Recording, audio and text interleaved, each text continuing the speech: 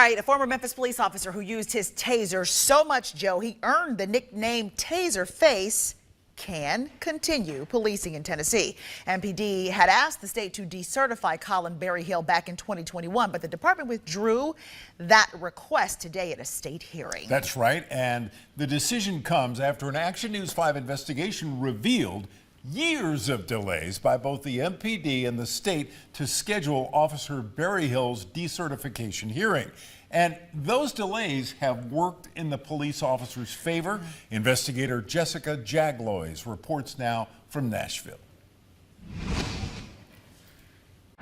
More than 4 years after Memphis police found one of their officers had used his taser excessively on multiple occasions, they told the state that too much time had passed to decertify Colin Berryhill.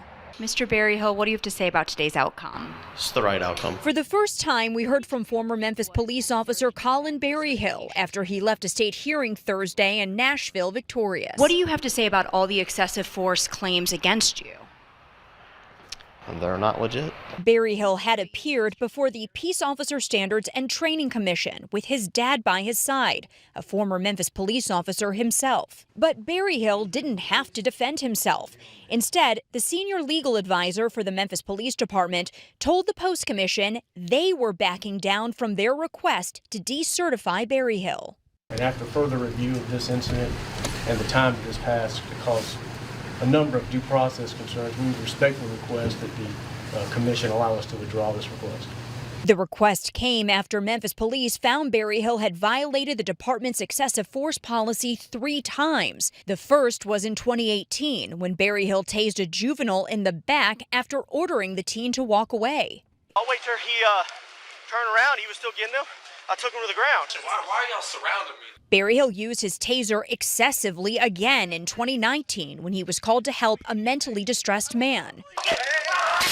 Then, a few days later, Berryhill tased a handcuffed man who he had stopped for a minor traffic offense. That night, the officer earned a nickname. It's Taser Face.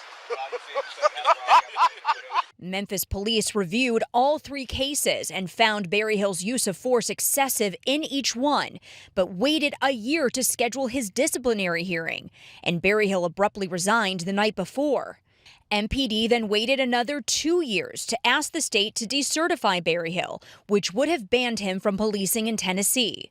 The state didn't act on that request for nearly another year, and Thursday's hearing wasn't scheduled until our reporting uncovered these delays. MPD only withdrew the request because so much time had passed.